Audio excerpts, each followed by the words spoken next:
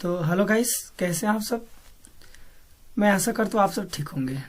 तो आइए हम एक नया वीडियो लेकर आए हैं क्लास 10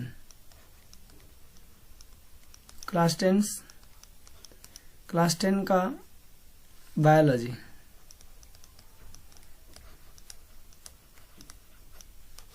क्लास 10 का बायोलॉजी है, लगभग 70+ क्वेश्चन आंसर्स में है। ये सही प्रश्न बोर्ड एग्जाम के लिए बहुत इंपॉर्टेंट है। इन सही प्रश्नों को आप बेहतर तरीके से तैयारी करके आप बेहतर स्कोर कर सकते हैं बोर्ड में, है ना।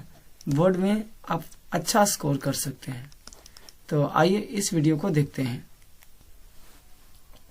पहला क्वेश्चन है, ये चैप्टर 1 है, जैव प्रक्रम लाइफ प्रोसेस का पहला क्वेश्चन है कि हृदय से रक्त को पूर्ण शरीर में पंप किया जाता है किसके द्वारा, है ना। हृदय से शरीर को पूरे शरीर में रक्त को पंप किया जाता है किसके द्वारा। तो आप क्या बता सकते हैं, है ना। चलिए देखिए, पहला ऑप्शन कह रहा है फेफड़ों द्वारा, दूसरा ऑप्शन है नीलय द्वारा, अलिंदों द्वारा, चौथा इनमें से सभी। तो आप बता सकते हैं इनमें से किसके द्वारा पूरे शरीर में रक्त का पंप किया जाता है। तो इसका आंसर हो जाएगा नीलय। नीलय के द्वारा पूरे शरीर में लिम्फ द्वारा, है ना, संपूर्ण पंप किया जाता है। तो इसका आंसर ये सही हो जाएगा। आगे क्वेश्चन कह रहा है मैग्नीशियम पाया जाता है, यानी कि मैग्नीशियम किस में पाया जाता है। तो देखिए मैग्नीशियम क्लोरोफॉर्म में पाया जाता है ना। क्लोरोफिल में पाया जाता है। क्लोरोफिल में ही, है ना, इसका मैग्नीशियम पाया जाती है। यह एक प्रकार के इसके समन्वय है। ओके, चलिए तो नेक्स्ट क्वेश्चन देख लेते हैं। निम्नलिखित में किसे कोशिका का ऊर्जा मुद्रा के रूप में जाना जाता है। निम्नलिखित में किसे कोशिका का ऊर्जा मुद्रा में जाना जाता है। तो इसमें से आप बता सकते हैं कौन से क्वेश्चन है जो कि ऊर्जा मुद्रा में जाने जाते हैं। तो बहुत ही इंपॉर्टेंट प्रश्न है, आप देख सकते हैं। चलिए इसका आंसर हो जाएगा ATP, adenosine triphosphate. Adenosine triphosphate, है ना। तो इसका आंसर बी हो जाएगा। ओके, चलिए नेक्स्ट देख लेते हैं।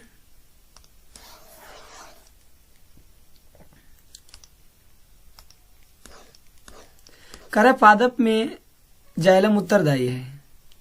पादप में जाइलम किस कार्य के लिए उत्तरदायी है ना। कौन से कार्य करते हैं। तो पादप में जाइलम जल के वहन के लिए उत्तरदायी है ना। जल के वहन के लिए उत्तरदायी है। तो ये इसका आंसर ये हो जाएगा। ओके, नेक्स्ट देख लेते हैं।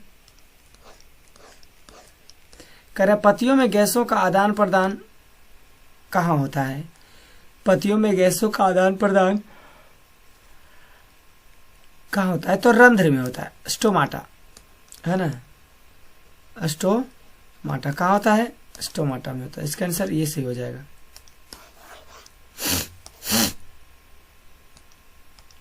नेक्स्ट देख लेते हैं। रक्त में कौन सा अवयव घायल स्थान से स्राव के मार्ग को थक्का बनाकर अवरुद्ध कर देता है। मतलब कौन से अवयव हैं जो हमारे चोट या कटते समय हमारे रक्त मार्ग को जमा देता है, थक्का कर देता है, जिससे ब्लड बहना बंद हो जाता है। तो इसका आंसर हो जाएगा प्लेटलेटस, है ना। इसका आंसर क्या हो जाएगा, प्लेटलेटस। ओके, नेक्स्ट देख लेते हैं।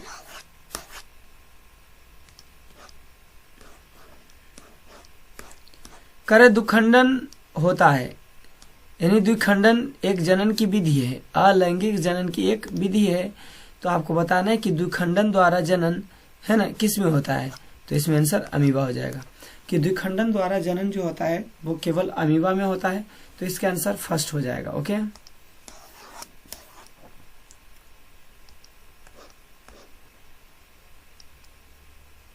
आगे कह रहा है कि एथाइल अल्कोहल किस प्रकार के श्वसन में बनता है। देखिए दोस्तों, एथिल अल्कोहल का जो फॉर्मूला होता है ना, C2H5OH, ये एथिल अल्कोहल या एथेनॉल है।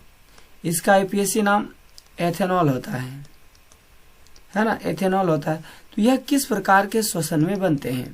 तो मैं आपको बता दूं कि एथेनॉल या एथिल अल्कोहल है ना, अवायवीय श्वसन या अनॉक्सी, अनॉक्सी, है ना, अनॉक्सी श्वसन में ये बनता है, अनॉक्सी श्वसन में बनता है। तो इसका आंसर बी हो जाएगा। आगे देख लेते हैं।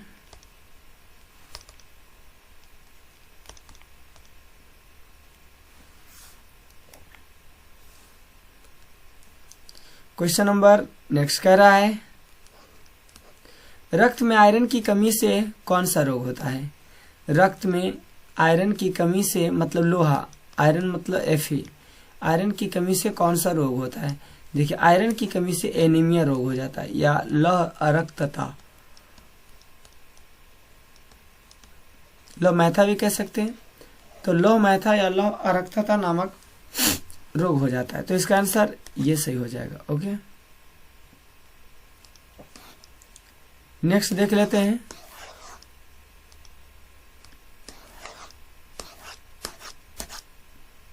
कह रहा है कि क्लोरोफिल का वर्णक का रंग होता है, क्लोरोफिल के वर्णक का रंग आखिर कैसा होता है ना, क्लोरोफिल के वर्णक का रंग कैसा होता है? तो देखिए, क्लोरोफिल का वर्णक का रंग हरा होता है। कैसा होता है? हरा होता है। तो इसका आंसर ये सही हो जाएगा।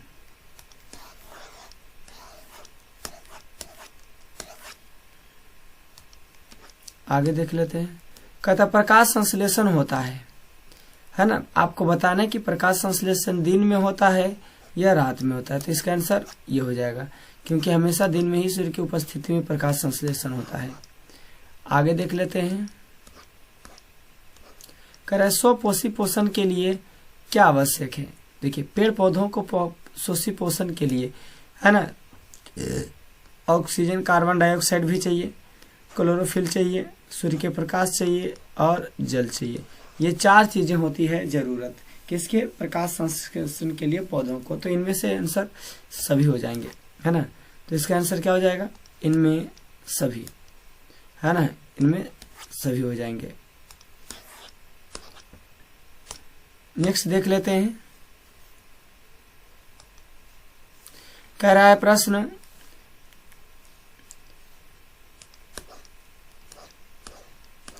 मनुष्य में प्रमुख उत्सर्जी अंग है, यानी मनुष्य में प्रमुख उत्सर्जी अंग कौन सा है? देखिए, हमारे शरीर का सबसे इंपॉर्टेंट भाग नेफ्रॉन, या जिसे हम ब्रिक कहते हैं, है ना, तो यह हमारे शरीर का उत्सर्जी अंग है, जो पदार्थों को, अवशिष्ट पदार्थों को उत्सर्जित करने का काम करता है। तो इसका ये आंसर हो जाएगा। ओके,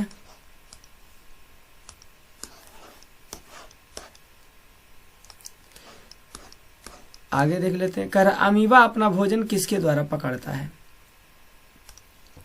कह रहा है अमीबा जो होता है ना, ये अमीबा ये अपना भोजन कुटपाद द्वारा पकड़ता है ना, सीडोपोडिया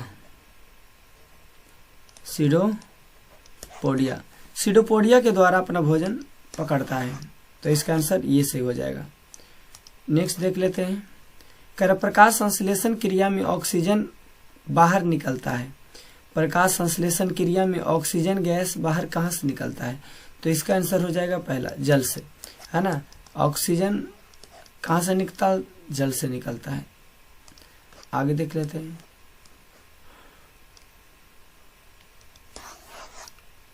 कह रहा है पौधों में श्वसन क्रिया के अंतर्गत एटीपी के टूटने से कितनी ऊर्जा मुक्त होती है ना, कितनी ऊर्जा मुक्त होती है? तो इसका आंसर हो जाएगा 3.5 किलो जूल प्रति मोल, है ना। 3.5 किलो जूल प्रति मोल ये एनर्जी उत्सर्जित होता है।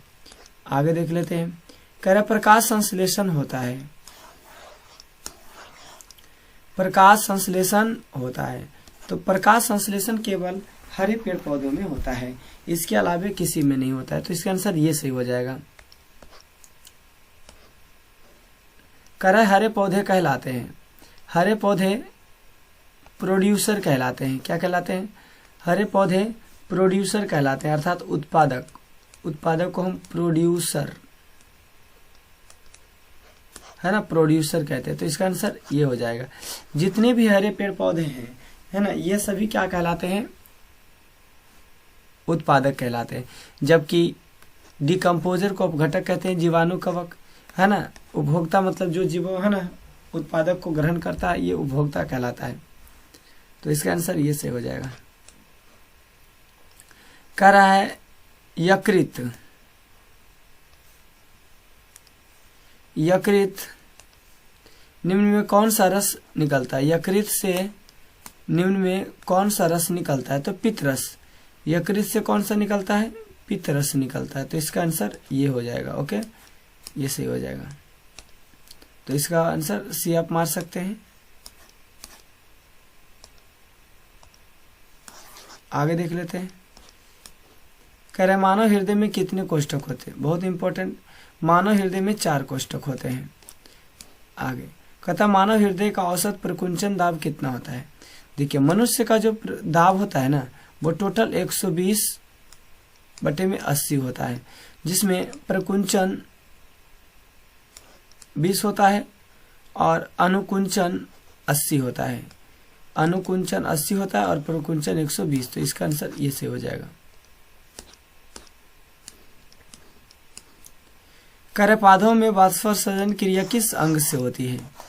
पौधों में वाष्पोत्सर्जन, पौधों में वाष्पोत्सर्जन किस में होता है? तो इसका आंसर हो जाएगा पत्ता, है ना।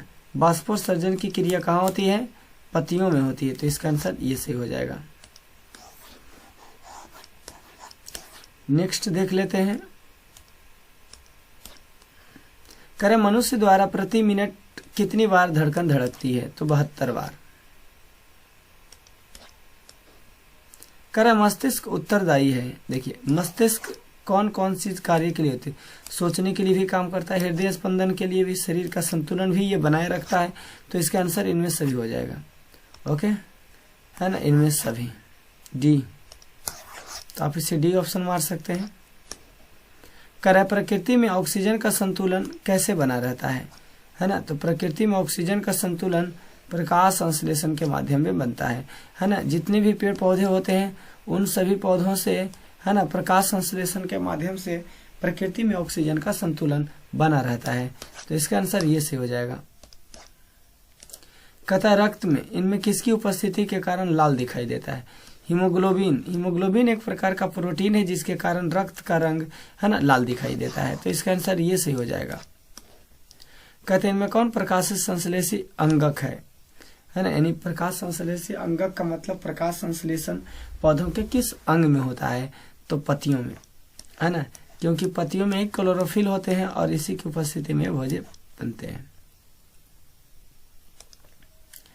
नेक्स्ट देख लेते हैं। कह रहा वायुमंडल में कार्बन डाइऑक्साइड की प्रतिशत कितना है? तो 0.03% वायुमंडल में कार्बन की प्रतिशत मात्रा है। तो इसका आंसर ये सही हो जाएगा। कह रहा ग्रहणी भाग है। ग्रहणी भाग किसका है? तो छोटी आंत का। ग्रहणी भाग छोटी आंत का अग्रभाग है। ओके, भाग है। कह रहा हरे पौधों में पोषण की विधि क्या कहलाती है? सुपोषण। हरे पौधों में पोषण की कौन सी विधि पाई जाती है? सुपोषण। तो इसका आंसर ये सही हो जाएगा। लार में कौन से एंजाइम पाए जाते हैं? देखिए, लार में जो है ना, एमाइलेज एंजाइम पाया जाता है। इसके अलावे टाइलिन, लार में एमाइलेज एवं टाइलिन दोनों एंजाइम पाए जाते हैं। तो इसका आंसर एमाइलेज हो जाएगा। आगे करें वसा का पाचन किस एंजाइम के द्वारा होता है? तो वसा का पाचन एडिपोज या जिसे हम कह सकते हैं लाइपेज एंजाइम द्वारा वसा का पाचन होता है। वसा को पचाने का काम कौन करता है? तो लाइपेज एंजाइम। तो इसका आंसर ये से हो जाएंगे। नेक्स्ट देख लेते हैं। करें मनुष्य में पाचन क्रिया कहाँ से प्रारंभ होती है? देखिए, पाचन की प्रक्रिया मुंह से प्रारंभ हो जाती है और छोटी आंत तक ये चलती है ना। पाचन की प्रक्रिया मुख से स्टार्ट हो जाती है। कहाँ से? मुख से। तो इसका आंसर ये से हो जाएगा। आगे कहता है आहार नाल। यहाँ देखिए छूटा हुआ है, यहाँ पे नाल होगा, है ना। आहार नाल का नाम सबसे, है ना, आहार नाल का सबसे लंबा भाग होता है। आहार नाल का, नाम नहीं बल्कि नाल होगा। आहार नाल का सबसे लंबा भाग होगा, तो ये हो जाएगा छोटी आंत। आहार नाल का सबसे लंबा भाग कौन सा है? छोटी आंत है, तो इसका आंसर ये सही हो जाएंगे। करे मनुष्य में वृक्क संबंधित है। मनुष्य में वृक्क किससे संबंधित है? तो मनुष्य में वृक्क उत्सर्जन का काम करता है। ओके, वृक्क को हम किडनी भी कहते हैं, है ना, वृक्क को किडनी या गुर्दा,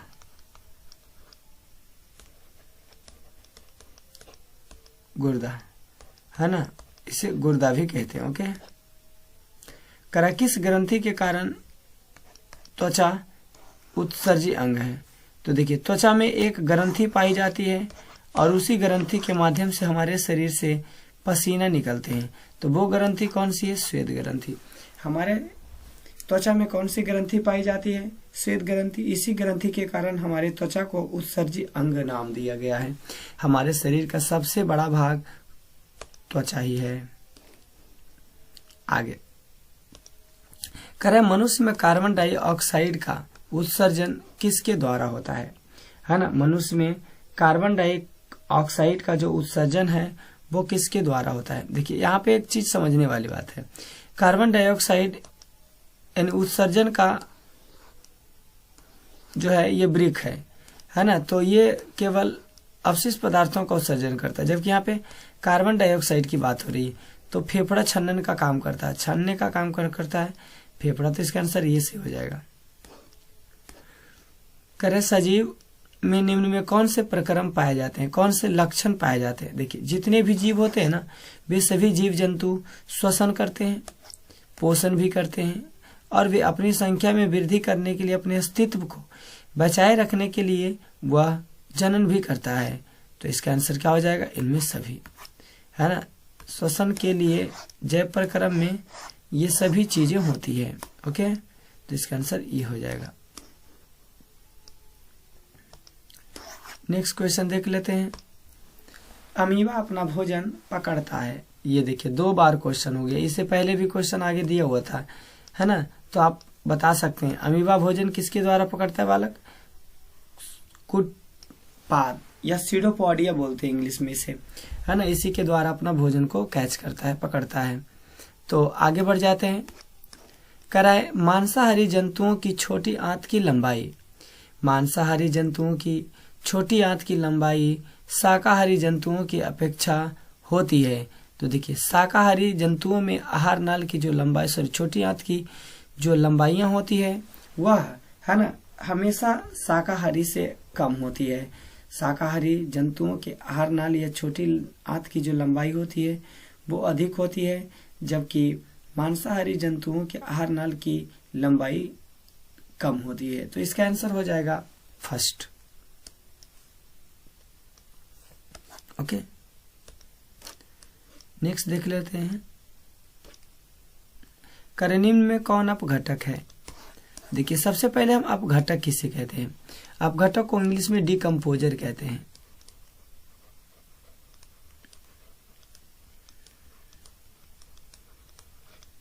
है ना, अपघटक को इंग्लिश में हम लोग या हम डिकम्पोजर कहते हैं, है ना। ये क्या करता है ना, विभिन्न प्रकार के वस्तुओं को सड़ाने गलाने का काम करता है। इसे प्रकृति का स्वीपर या सफाई करता भी कहा जाता है। तो इसमें आंसर हो जाएगा बैक्टीरिया या जीवाणु। बैक्टीरिया, जीवाणु या कवक, ये दोनों है अपघटक। आगे देख लेते हैं। क्लोरोफिल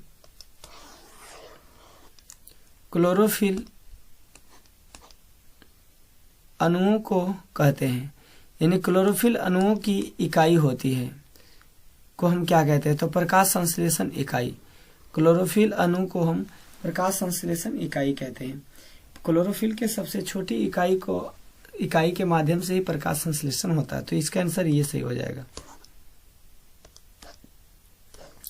करनीय श्वास से निकली वायु में किसका प्रतिशत बढ़ा रहता है? तो वायु के द्वारा जो निकलता है ना, उसमें कार्बन डाइऑक्साइड की मात्रा अधिक होती है। आगे कह रहा है, श्वसन प्रक्रिया श्वसन प्रक्रिया में खाद्य पदार्थों का क्या होता है? देखिए, खाद्य पदार्थों का विघटन होता है और टूट कर वे विभिन्न प्रकार की ऊर्जा मुक्त करती हैं। तो इसका आंसर बी सही हो जाएगा। कारण निम्नलिखित में कौन सा यौगिक कोशिकाओं में रासायनिक ऊर्जा का सार्वजनिक वाहक होता है? ये एटीपी हो जाएगा, है ना। क्या हो जाएंगे? एटीपी।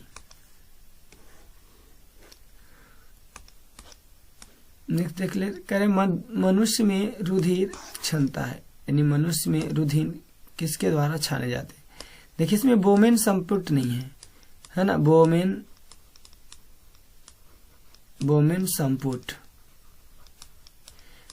संपुट द्वारा ही रुधिर का छनन होता है। तो इसमें ऑप्शन तो नहीं है ना, तो रुधिर से संबंधित है।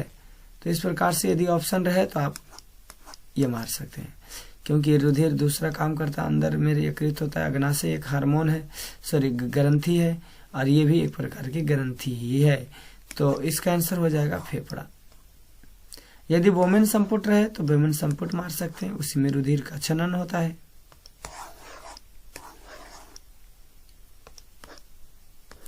करें मनुष्य में कौन सा उत्सर्जी अंग नहीं है? मनुष्य में कौन उत्सर्जी अंग नहीं है? देखिए, अग्नाशय। अग्नाशय जो है ना, एक प्रकार का ग्रंथि है ना। क्या है? ग्रंथि है, जबकि उत्सर्जी अंग नहीं है।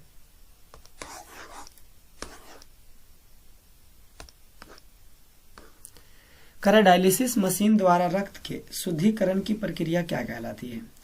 देखिए, डायलिसिस की प्रक्रिया है ना, अपोहन की प्रक्रिया को हम डिमोडायलिसिस कहते हैं, डिमोडायलिसिस कहते हैं। तो इसका आंसर डिमोडायलिसिस हो जाएगा, वैद्युत अपोहन। तो इसका आंसर हम मार सकते हैं ए।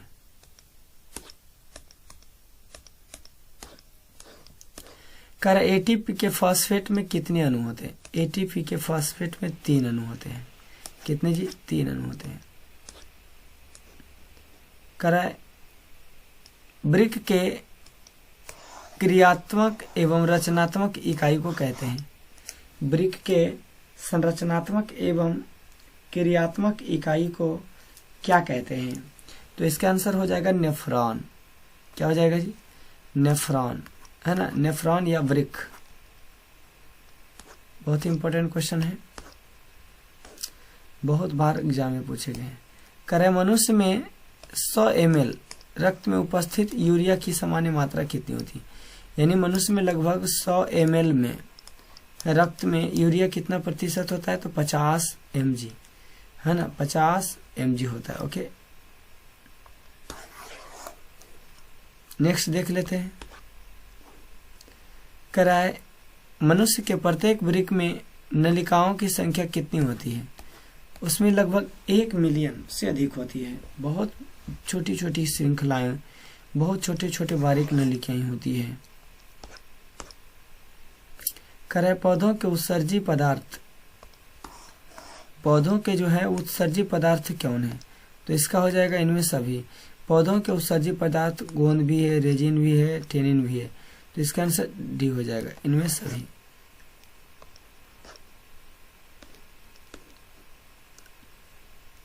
कह रहा है कि छोटी आंत में भोजन के पाचन, है ना, भोजन के पाचन निम्नलिखित किस भूमिका को दर्शाता है ना। भोजन के पाचन को निम्नलिखित में किस भूमिका दो को दर्शाता है? तो इसका आंसर हो जाएगा इनमें सभी। पित्त रस, आग्नाशय रस, आंत रस, तो इनमें हो जाएगा सभी। इन सभी की भूमिका होती है भोजन को पचाने में। आगे कह रहे वह प्रक्रिया जिसमें जीव पोषक तत्वों को ग्रहण कर उपयोग करने अपनी वृद्धि एवं जनन के लिए करते हैं, है ना, वो क्या कहलाता है? देखिए, पोषक तत्वों को ग्रहण कर पोषण प्रक्रिया, है ना, पोषण प्रक्रिया को सुचारू रूप से, स्वपोषण प्रक्रिया को सुचारू रूप से चलाने के लिए काम करता है। तो इसका आंसर डी हो जाएगा, इनमें शोषण, स्वपोषण। टॉपिक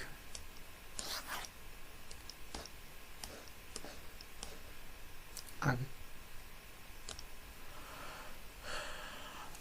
कह रहे मनुष्य में सांस लेने और छोड़ने, मनुष्य में सांस लेने और छोड़ने की प्रक्रिया को हम क्या कहते हैं, है ना। मनुष्य में सांस लेने और छोड़ने की प्रक्रिया को श्वासावास कहते हैं, श्वासावास कहते हैं। ठीक तरीके से नहीं लिखा हुआ है,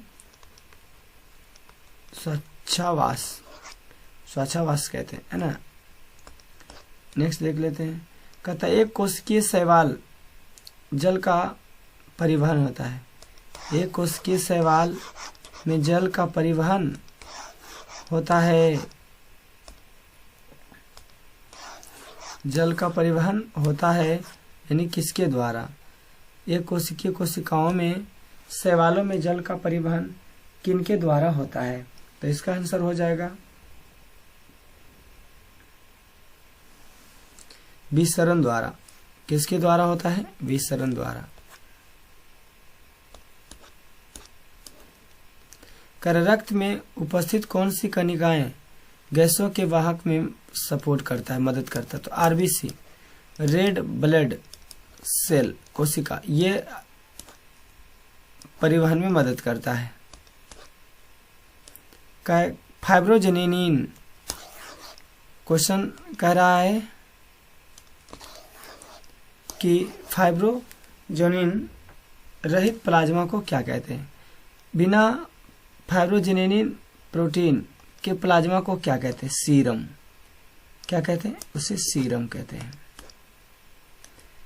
फुफ्फुस सिराएं हृदय के किस भाग में केंद्रित होती है ना, तो इसका हो जाएगा आंसर बायां अलिंद। बायां अलिंद में सिराएं, फुफ्फुस सिराएं उपस्थित होती है। आगे रक्त में हल्के पीले रंग के चिपचिपे गाढ़े द्रव को क्या कहते हैं, इसे लिम्फ कहते हैं या प्लाज्मा। हल्के गाढ़ा पीले रंग के पदार्थ को हम क्या कहते हैं, प्लाज्मा कहते हैं या लिम्फ कहते हैं। ओके,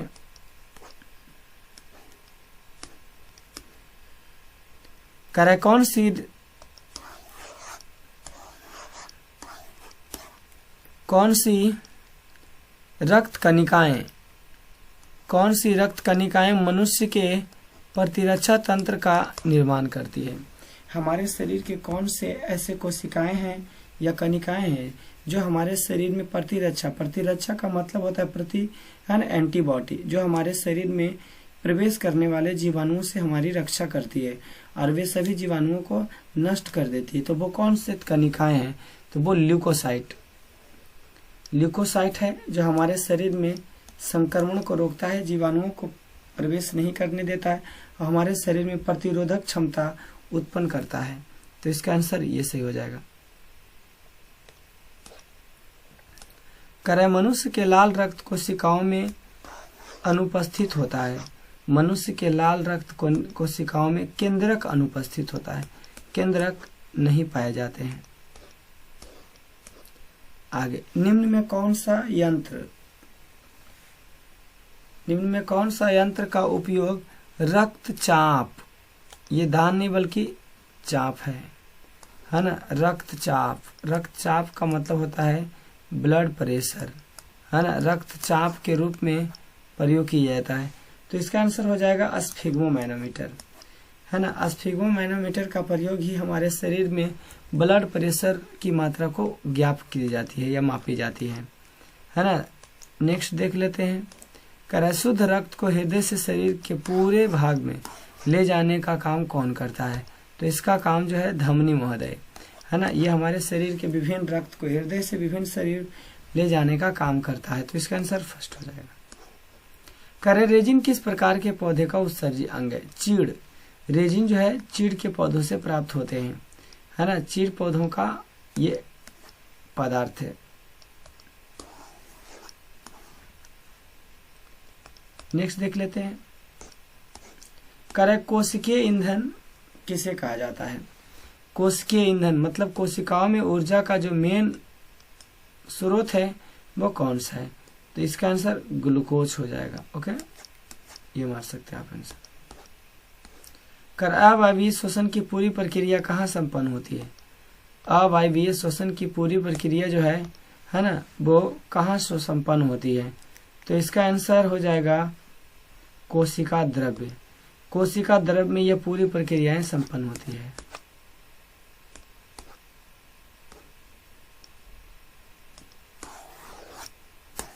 नेक्स्ट देख लेते हैं। क्वेश्चन कर रहा है कि यूरिया रक्त में कहाँ से प्रवेश करती है। यूरिया रक्त में हमारे शरीर में है ना कहाँ से प्रवेश करता है, तो यकृत से प्रवेश करता है। कहाँ से? यकृत से। चलिए, तो ये था लगभग